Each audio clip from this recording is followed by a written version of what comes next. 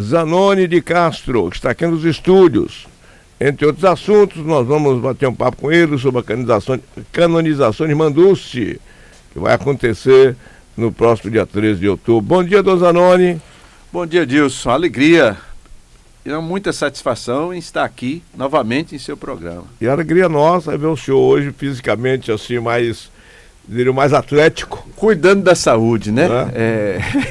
Mudando os hábitos alimentares, fazendo exercício, correndo um pouco, para dar resposta, aguentar a barra da luta. Porque né? a gente pensa que o fato de ser bispo, não é, que é só fazer a parte religiosa. O senhor tem uma parte também administrativa. Pois é, eu estou chegando de São Paulo agora. Né? Cheguei, antecipei a chegada justamente para participar do seu programa. Que muita honra. Participava da Assembleia dos Bispos, Padres, Diáconos Negros e da Assembleia do Instituto Mariama, que tem presente a identidade do presbítero negro na sua ação, o seu ministério, a sua missão nesse país em que nós vivemos. Né? Agora, Dom Zanoni, nós vamos falar um pouquinho sobre a canonização de Manduce, mas há uma coisa de curiosidade em relação à estrutura da igreja. Hoje, qual é o verdadeiro papel do bispo, não é? Que a gente sabe que tem os padres, os monsenhores, os bispos, os cardeais, para chegar ao Papa. Qual é o papel fundamental de um bispo dentro dessa estrutura da Igreja Católica? Pois é, disso. O bispo vem da palavra episcopo em grego, que na sua origem episcopo é o vigilante da cidade, a cidade cercada com os muros, e o episcopo é aquele que vê a realidade de maneira mais ampla, para a chegada dos inimigos, a saída das pessoas. Então o episcopo, o bispo, é aquele que é chamado a confirmar na igreja, como são aqueles sucessores dos apóstolos, que tem a missão de confirmar os irmãos e irmãs na fé. E justamente eu sou aqui, quando fui nomeado pelo Papa Francisco, arcebispo de Feira, né, transferindo lá de São Mateus, no Espírito Santo, para suceder Dom Itamar Vian, que por motivo da sua idade, né, chegou aos 75 anos, embora cheio de vida e energia, ele passa o cajado. E o bispo é aquele pastor que vai cuidar, zelar de uma igreja particular. A igreja não é uma entidade assim, ela é presente no seu território, uma porção do povo de Deus. Aqui tem o bispo como sucessor dos apóstolos, tem a igreja, aquele que cuida. Então a missão do bispo é, sobretudo, ensinar, santificar e governar. É uma missão para dentro da igreja, adintra, como nós falamos, de cuidar, de pregar, mas também no decorrer da história, na caminhada da humanidade, a missão do bispo também adestra para fora. Então, não só a responsabilidade com a sua comunidade eclesial, mas a corresponsabilidade em participar da construção de um mundo de paz. Se observarmos, aqui em Feira, a primeira sessão da Câmara foi justamente na igreja. Então, a vida, a realidade, a concretude do que acontece numa cidade, num país, tem a ver e tem de responsabilidade daquele que conduz sua igreja. Uma coisa é a fala a partir da fé para os seus membros. Outra coisa é a participação, como todos somos chamados a participar da gestão de uma realidade da sociedade. E a igreja, pela história, né, se nós temos a universidade, se surge a universidade, surgiu ao redor da casa do bispo, para formar, preparar. Se nós temos a questão da saúde, o cuidado, a preocupação, surgiu também das comunidades religiosas, do cuidado, do zelo. E a gente vê também a presença, a missão da igreja. Hoje, a missão do bispo é a missão da igreja. A igreja tem sempre clara, e agora os bispos em Aparecida, os bispos redefiniram qual é a nossa missão num país cada vez mais urbano. numa realidade diferente, num momento novo, nessa realidade de crise que nos atinge a todos, não só economicamente, mas uma mentalidade do mundo em que vivemos é insustentável. Por isso que a missão da igreja é evangelizar, dar uma notícia boa, traz presente aquilo que o profeta Isaías, 700 anos, tinha presente. Uma notícia boa aos pobres, a libertação aos prisioneiros, a cura dos doentes, anunciar o ano da reconciliação. Por isso que cada atitude do bispo, da igreja, está apontado para a missão de Jesus. Por isso que aqui em Feira de Santana, né, a missão do bispo não se restringe ao espaço religioso, à dimensão celebrativa, mas toda a ação que busca a restauração da vida, a busca da dignidade, a preocupação com as pessoas, né? Com os pobres. Então, nós nos alegramos, a gente tem presente aqui, a alegria desse reconhecimento universal, né, de maneira católica, do mundo todo, daquilo que para nós já faz parte da nossa experiência. Quem não conhece, quem não valoriza o anjo bom da Bahia? Então, para nós e para o nosso povo, não só para os católicos, mas para todos, a irmã Dulce dos Pobres é santa.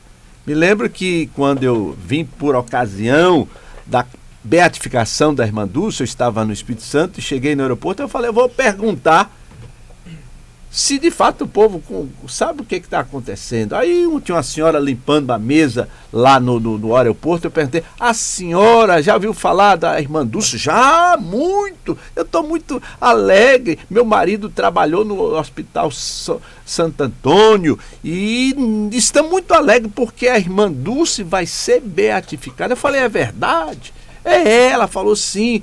Eu falei, a senhora participa de alguma igreja? Ela falou, eu sou da igreja da Assembleia de Deus. E aí a gente percebe que não há mais dicotomia, que o povo compreende que aquele que cuida das pessoas está de fato junto de Deus. Dom Zanoni, o senhor tocou num assunto interessante, né? Porque a Bahia é uma terra que tem uma influência afro muito grande, afrodescendente, né? Muitos negros, e nós temos uma comunidade, diríamos assim, multirracial.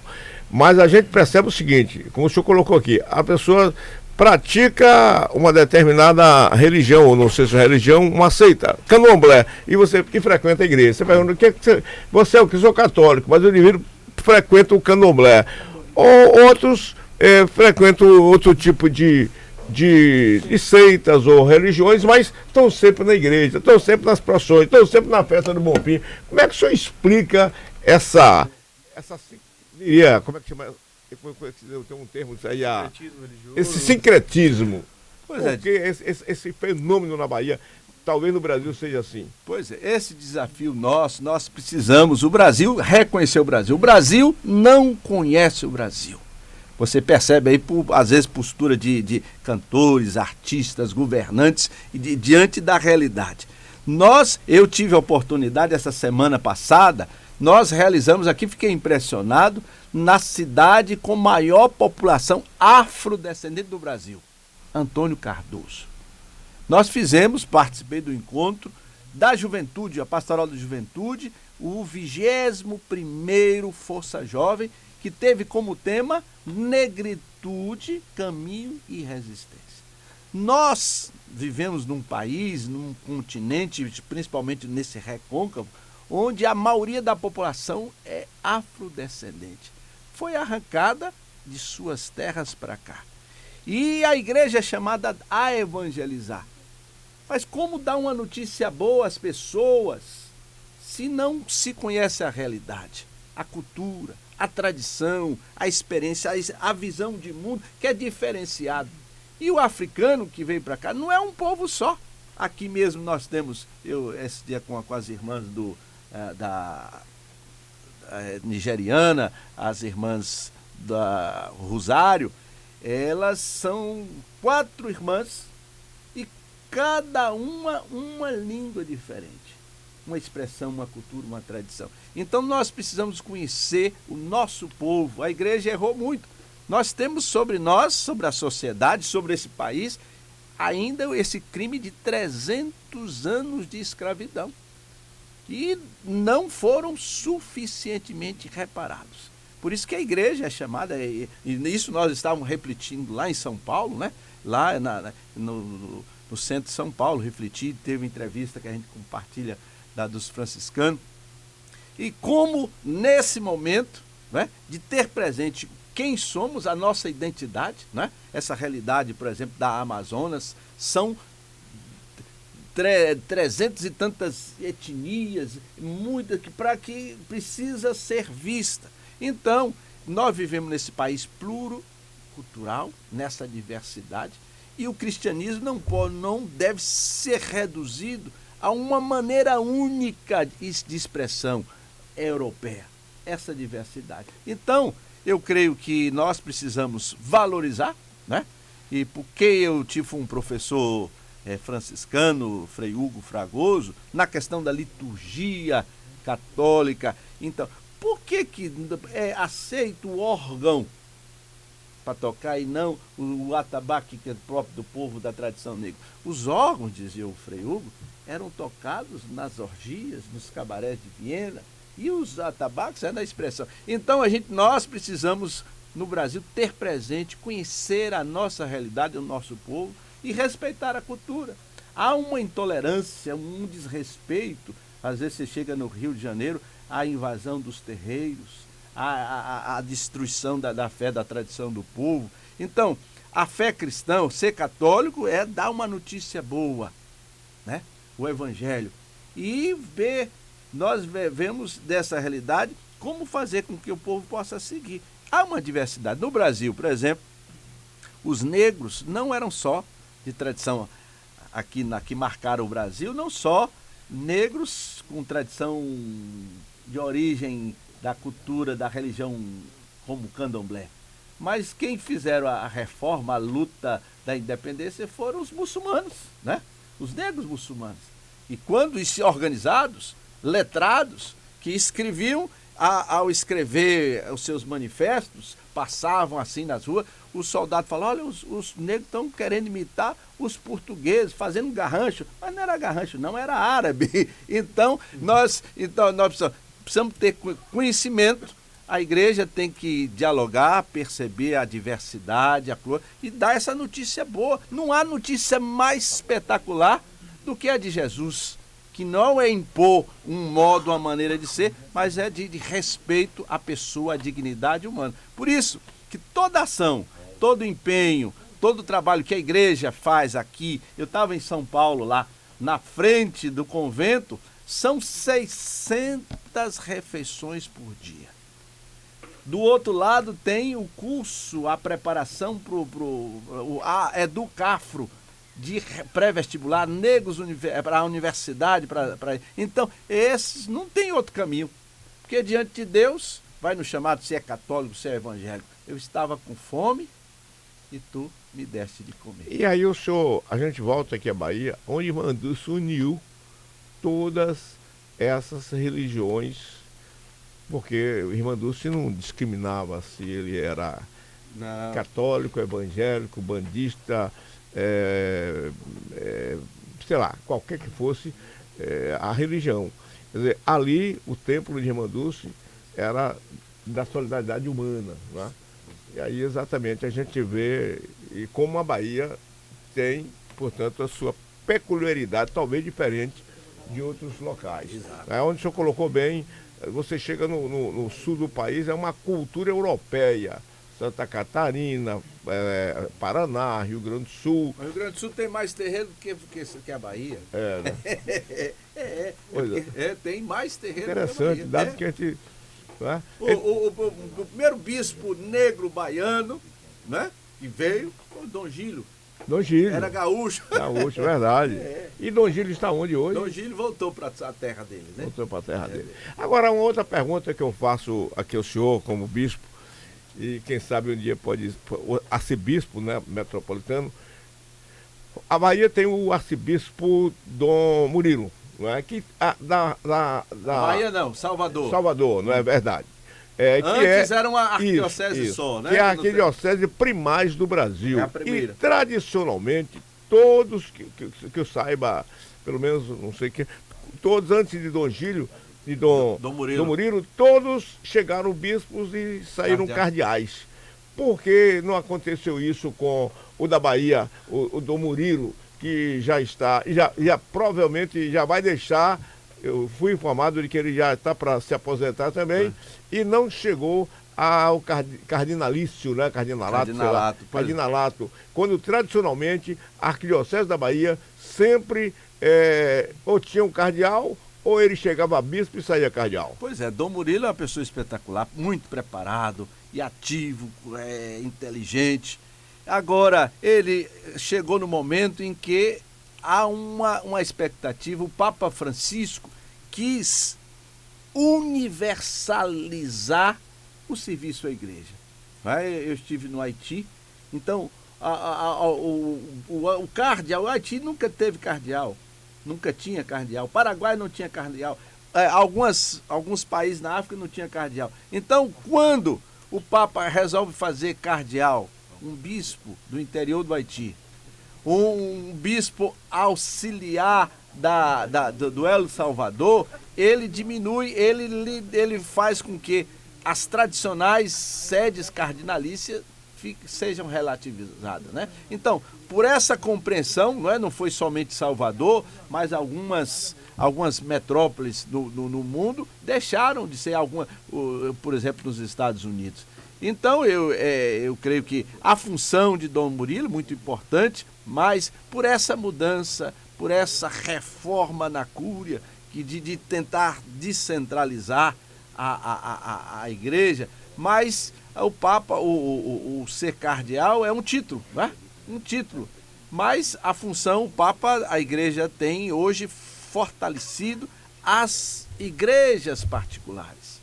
As igrejas, as províncias eclesiásticas, tendo em vista agora que o Papa, né, entrega o palio em Roma, mas o palio episcopal é imposto na própria região.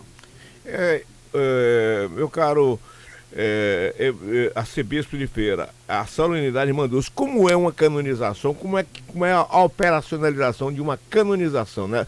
Partindo do princípio que a gente já sabe que ela vai ser canonizada, já foi comprovado os milagres. A solenidade em si, como é que funciona no Vaticano? Pois Deus.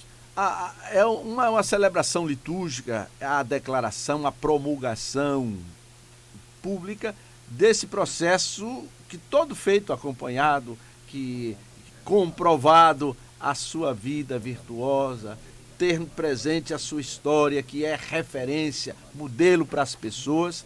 A igreja, num processo longo, né, por longa tradição, define, né, e comprova os milagres, né, e isso é importante, e eu vejo, talvez não seja tão mais importante, porque todo mundo conhece a maneira, o ser, o testemunho da irmã Dulce. Mas lá em Roma, né, nesse momento, se anuncia publicamente e sua imagem é manifestada publicamente para as pessoas.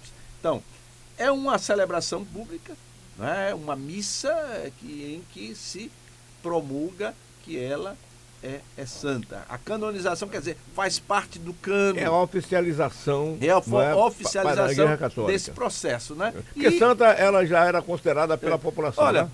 Santo, a tradição, antigamente, nos primórdios da igreja, cada igreja particular, ela definia seus santos, reconhecia as pessoas.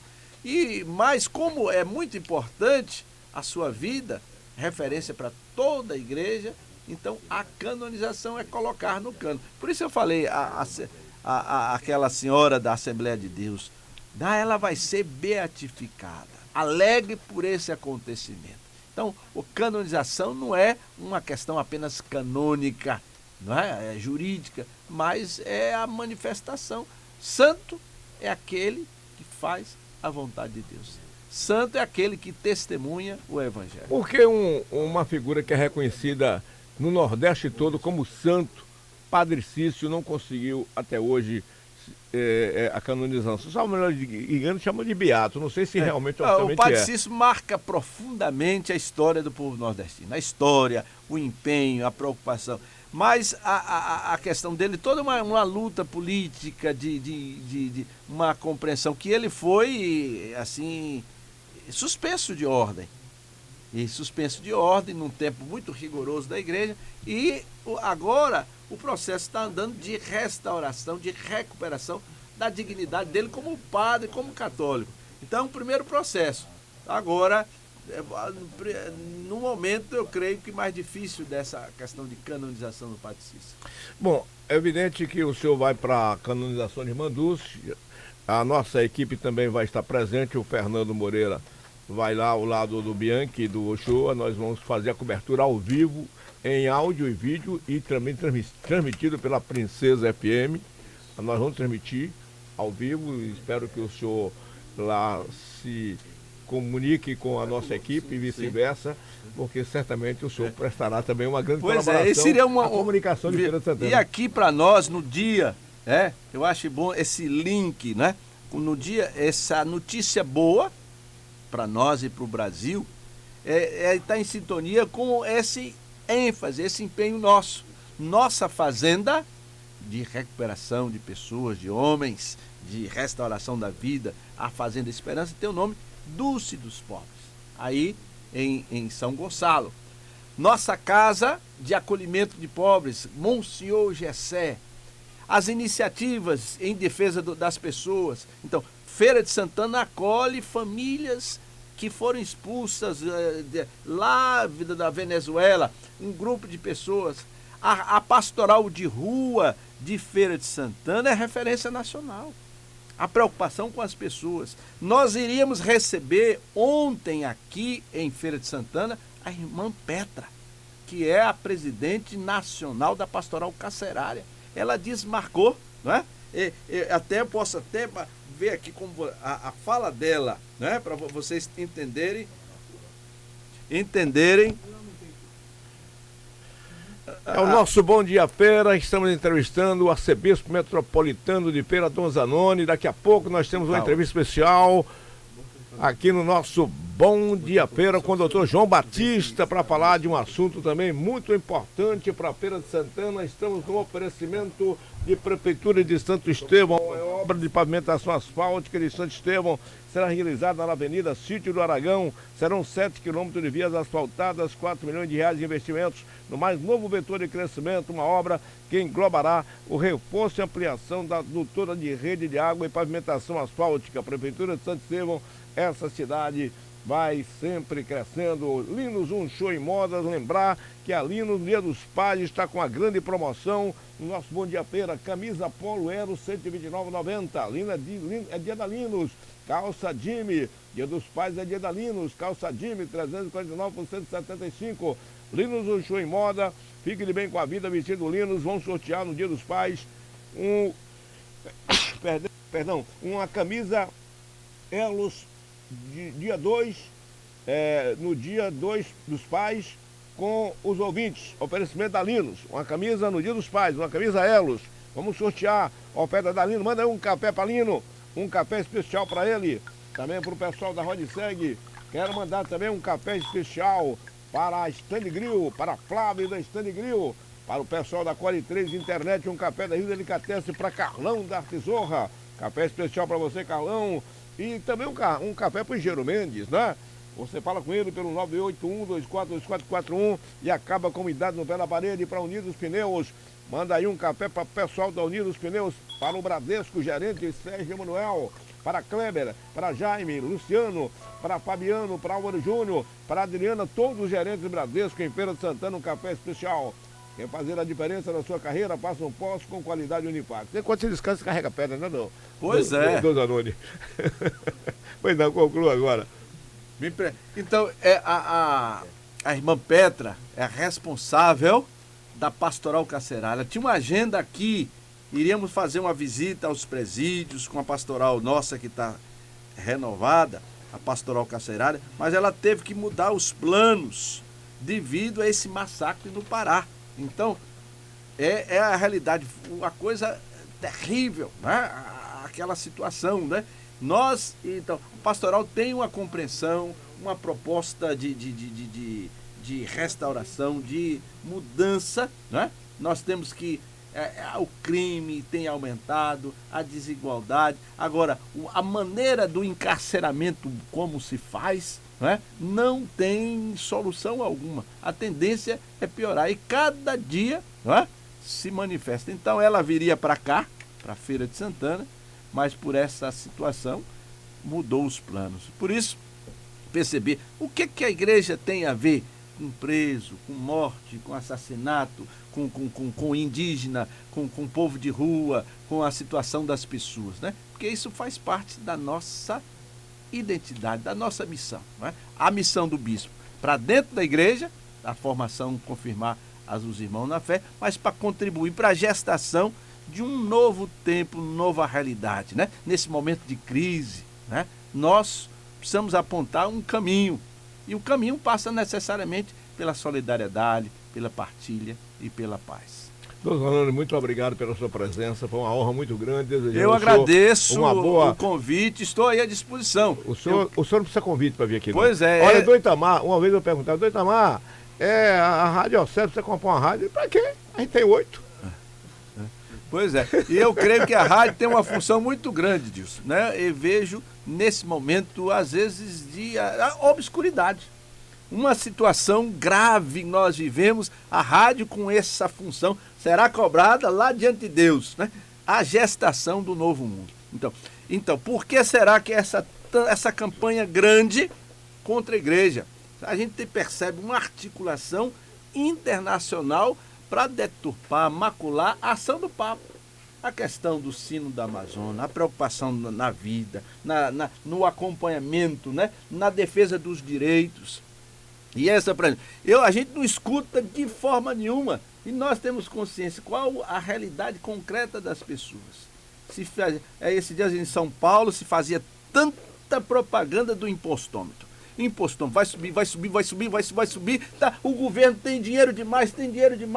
Eu falei, e o que faz com tanto dinheiro? Agora, dizendo que o governo não tem dinheiro, acabou essa campanha do impostômetro. Então nós precisamos assumir com seriedade um anúncio de verdade. Então, como fazer a preocupação? Tenho falado com os frades, com as pessoas, como instrumento nosso a serviço da verdade e da justiça. Então, o poder econômico massacra, né? E essa proposta. Vai ter reforma trabalhista, daqui a pouco vai melhorar a vida. Engano. E é essa situação que nós vivemos no Brasil, né? E a gente viaja, fica com vergonha para dizer a proposta que tem em relação aos indígenas, em relação à mata, se nega a ciência, se nega a filosofia, se aponta como critérios pessoas que nem estudo têm. Então, nós precisamos ler os grandes autores, né? Estava lendo agora o Sapiens, esse grande escritor judeu, que ele tem uma compreensão do mundo. Nós precisamos ter presente e não ficar com essa coisa atrapalhada, essa negação, pós-verdade. Tudo fala mentira. É lá. Isso é um projeto. Se abriu um mosteiro em Roma, né? O Steve Bannon, um mosteiro só para tramar contra a igreja. Então a gente tem insistido, movimentos pastorais, pessoas não está distante da igreja. Quando as pessoas falam a CNBB, que é a Conferência Nacional dos Bispos do Brasil, os sucessores dos apóstolos, o povo tem uma referência com o bispo, mas com essa entidade tão responsável, diz, não me representa. Eu creio que nós precisamos, e estou aqui à disposição, colocar a nossa força, a nossa energia, essa missão de anunciar a paz. E aqui a Rádio Sociedade você tem uma força grande, uma influência, e conta com a gente para que deve né? Valeu, Dom Zanoni, obrigado, foi uma honra muito grande tê-lo aqui. E o senhor cuide desses meninos aí lá em Roma, viu? Então os meninos lá não vão ter